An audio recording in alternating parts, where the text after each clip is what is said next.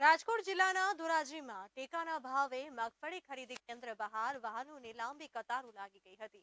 ટેકાના ભાવે મગફળી ખરીદી અંગે ગુજરાતના કૃષિ મંત્રીએ જાહેરાત કરી છે કે જ્યાર સુધી ખેડૂતો પાસે મગફળી છે ત્યાર સુધી સરકાર ટેકાના ભાવે મગફળીની જાહેરાત કરી છે।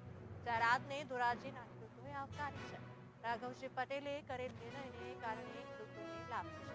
ખેડૂતોને બજારમાં ઓછા ભાવે મગફળી નહીં વેચવી પડે। બીજી તરફ ખેડૂતોએ મગફળી ખરીદ કેન્દ્ર પર પૂરતો સ્ટાફ ન હોવાને કારણે ખેડૂતો હેરાન થઈ રહ્યા હોવાનો પણ આક્ષેપ કરવામાં આવી રહ્યો છે।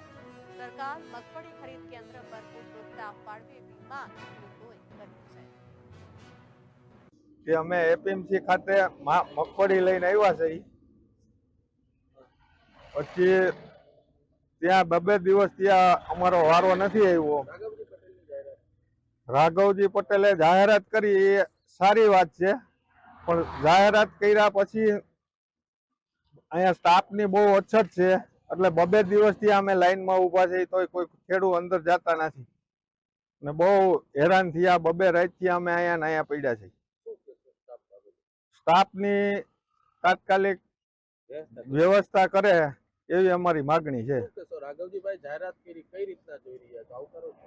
રાઘવજીભાઈએ જાહેરાત કરી છે કે જેટલી ખેડૂતની મગફળી હશે એટલી બધી લઈ લેવું, એ અમને આવકારીએ છે, પણ સ્ટાફની અછત છે। અહીંયા ખરીદી બાબતે માણસોના અભાવે બહુ કામ ચાલુ બહુ નથી હાલતું અને હેરાન થાય છે। અટાણે 200 ટ્રેક્ટરો પડ્યા છે।